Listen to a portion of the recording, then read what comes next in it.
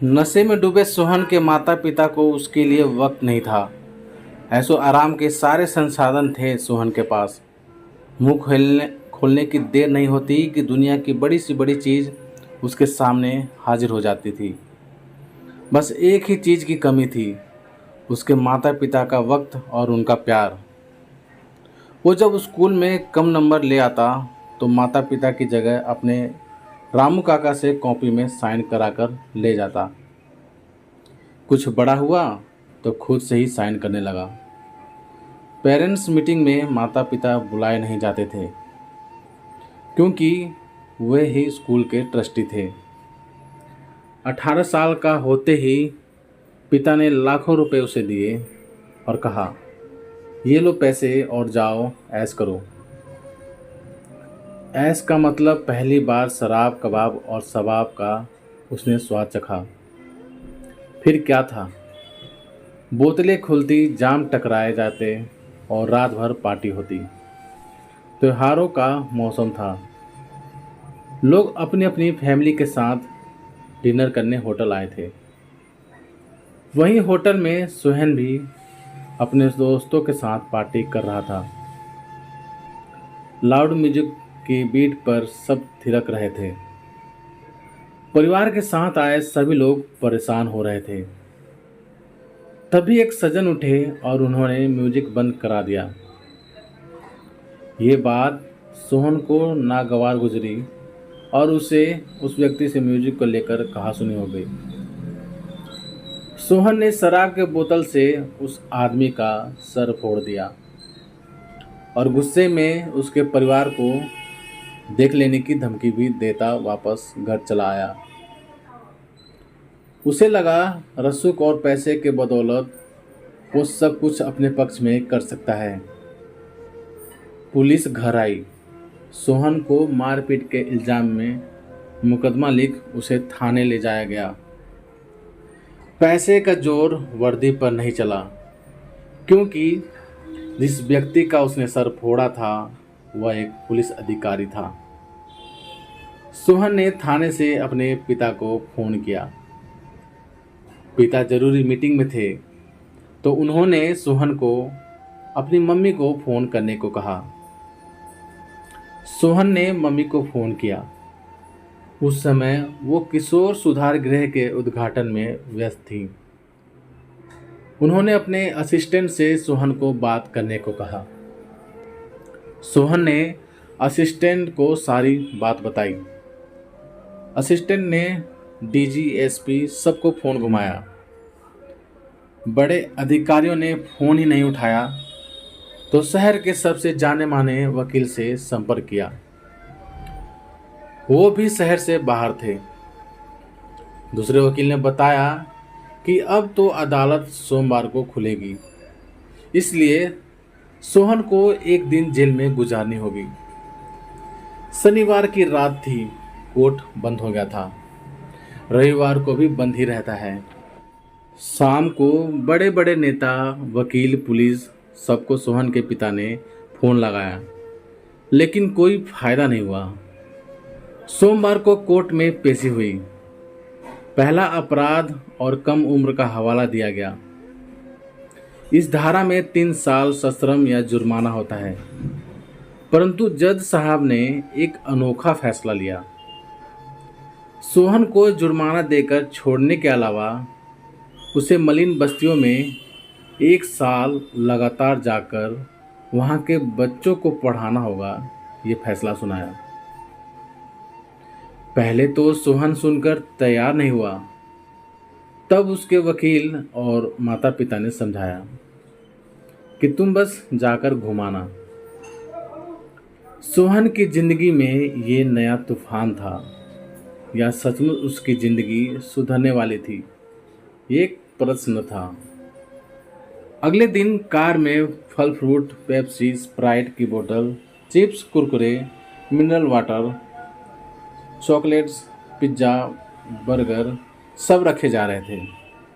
Gloves, sanitiser Sohan ने अपने लिए रख लिए थे। आखिर सोहन को बस्ती जाना था। वहाँ कैसे वो 2-4 घंटे समय काटता। सोहन ने सोशल मीडिया में डाल रखा था, पिकनिक विद पुअर चिल्ड्रेन।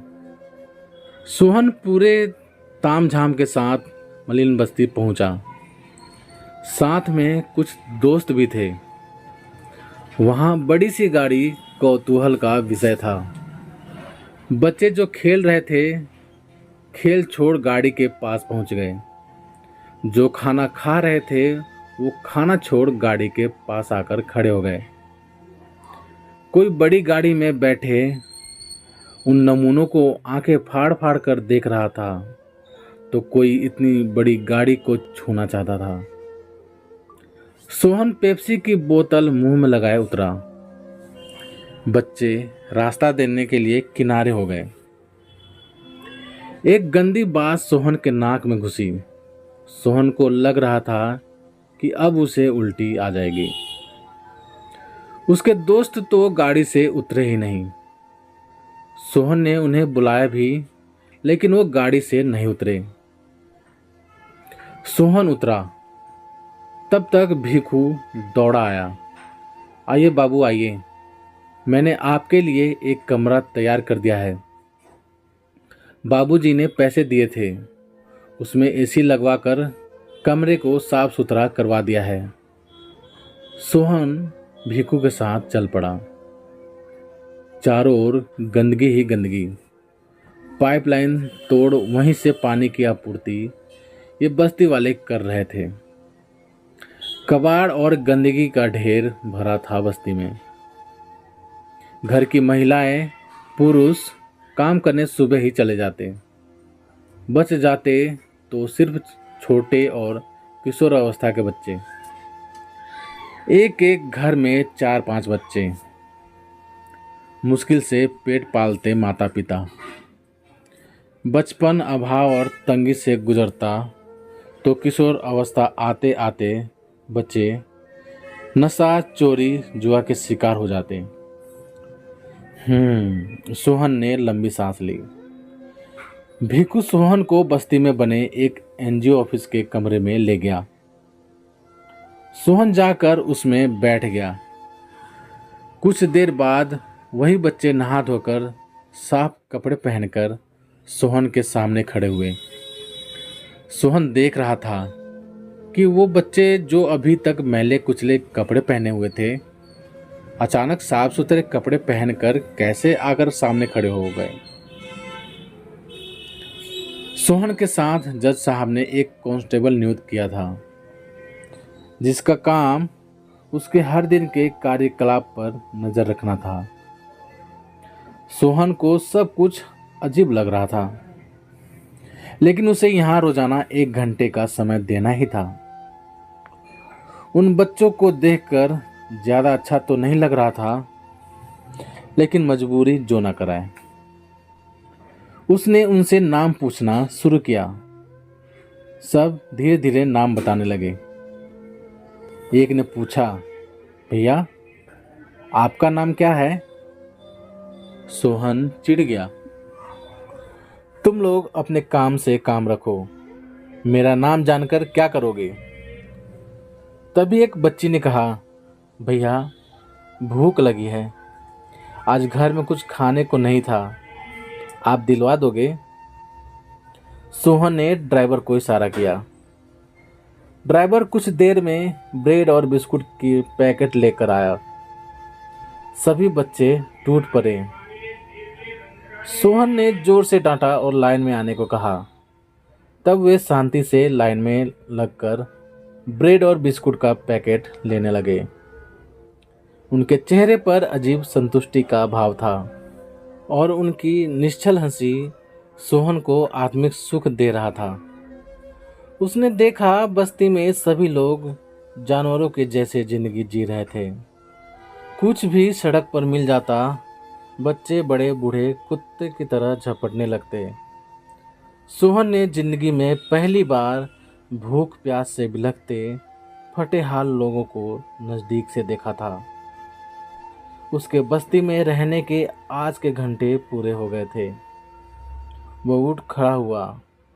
जब गाड़ी के पास आया तो उसके दोस्त जा चुके थे। बच्चे उसे जाते उम्मीद की नज़र से देख रहे थे। सोनू ने पक्या से कहा, ये साहब कल फिर आएंगे, कल और अच्छी अच्छी चीज़ लाएंगे और हमें नए नए कपड़े देंगे पहनने को। कितना मज़ा आ रहा है ना। पक्या ने कहा, हाँ वो तो है। घर पहुंचकर वो फ्रेश होकर कमरे में गया तो पिता का फोन आ गया। हेलो बेटा, कैसा रहा तुम्हारा दिन? देखो तुम चिंता मत करना, मैं जल्द ही तुम्हारी सज़ा के लिए जज साहब से बात करूंगा। किसी भी तरह से मैं तुम्हारी सज़ा को कम कराऊंगा, तुम परेशान मत होना। सोहन ने कोई जवाब नहीं दिया। उसका सर भारी था और मन दुखी। उसने रामू काका से सर दर्द की दवा ली और खाकर लेट गया। वो सोच रहा था कि मम्मी होती तो आज वो उनके गोद में अपना सर रखकर सो जाता, लेकिन मम्मी के पास वक्त ही कहाँ था अपने बेटे के लिए। तब तक उसके दोस्तों का फोन आ गया जो उसे पार्टी में आने के लिए कह रहे थे। सोहन ने मना कर दिया। सोहन ने उस दिन कुछ खाया भी नहीं। पहले ही दिन से उसके अंदर बैठा इंसान जाग रहा था। अभी तक उसने महल के 4 दीवारी के अंदर की जिंदगी देखी थी। अभाव गरीबी में कैसे लोग कीड़े मकोड़े की तरह जिंदगी बसर कर रहे हैं, उसे आज करीब से देखने का मौका मिला था। पहले रामू काका का वो सिर्फ एक नौकर के रूप में देखता था जो पैसा लेकर उसका ध्यान रखते हैं, लेकिन आज उनके वात्सल्य को वो महसूस करने लगा था। वो बीमार होता तो माता पिता तो डॉक्टर बुलाकर थोड़ी देर बाद अपने कमरे में चले जाते, लेकिन रामू काका पूरी रात उसके सिरहाने के पास बैठे रहते जब तक वो ठीक नहीं हो जाता। एक पैर पर ही खड़े रहते। अगले दिन जब वो उठा तो उसमें नई स्फूर्ति, नया जोश था। आज तक उसने सुबह के सूरज को निकलते हुए नहीं देखा था। आज उसने सूरज को धीरे धीरे अपनी रोशनी को बिखेरते देखा। सब कुछ नया नया था। वो उन बच्चों से मिलना चाहता था, लेकिन उस बस्ती की गंदगी और बदबू से उसका मन खराब हो जाता। समय हो गया था उसका बस्ती जाने का। उसने खूब सारे फल मिठाई रखवाए। बच्चे भी उसका इंतज़ार कर रहे थे। वो जब बच्चों को फल और मिठाइयाँ देता तो उनका चेहरा खिल उठता और सोहन अंदर से एक अजीब सा संतोष महसूस करता। समय बीतता गया। धीरे धीरे वे बच्चे उससे इतना घुल मिल गए, उनकी प्यारी बातें उसे खूब अच्छी लगती थी। वो अब सब कुछ भूल एक अच्छा इंसान बन चुका था। बदबू घुटन भरी बस्ती में अपने इन 1 साल की सज़ा में उसने अपने पिता से कहकर उसने सबके लिए पक्के मकान बनवा दिया था। बच्चों की अच्छी शिक्षा के लिए स्कूल और जनशक्ति की कमी तो वहाँ थी नहीं, तो कुटीर उद्योग स्थापित करवाया। 1 साल बाद जज साहब जब उस बस्ती में गए तो वहाँ की काया पलट देख वो हैरान हो गए। उन्होंने सोचा नहीं था कि एक बिगड़ैल बड़े बाप माँ का बेटा इतना सुधर जाएगा। सोहन के उस प्रयास से बस्ती में हर बच्चे के हाथ में किताब और चेहरे पर मुस्कान लौट आई थी। जज साहब ने सोहन के माता पिता को कहा, आप लोग पैसे कमाने की होड़ में इतने अंधे हो जाते हैं कि अपनी औलाद को अनदेखा करते हैं। जिस उम्र में उन्हें आपके प्यार और देखभाल की ज़रूरत होती है वो नहीं मिलती और वो गुनाह के अंधेरे में डूबते चले जाते हैं। आखिर क्या करेंगे इस बेहिसाब दौलत का? जज साहब की बातें सुनकर सोहन के माता पिता का सर शर्म से झुक गया। तो प्यारे दोस्तों, आप सभी को ये कहानी कैसी लगी प्लीज़ कमेंट करके हमें ज़रूर बताना। यदि ये कहानी आप सभी को पसंद आई हो तो प्लीज़ लाइक करना, शेयर करना और चैनल पर नए हो तो चैनल को सब्सक्राइब भी ज़रूर करना। चलिए दोस्तों, मिलते हैं आप सभी से एक और नई कहानी के साथ। तब तक ले जय हिंद, वंदे मातरम।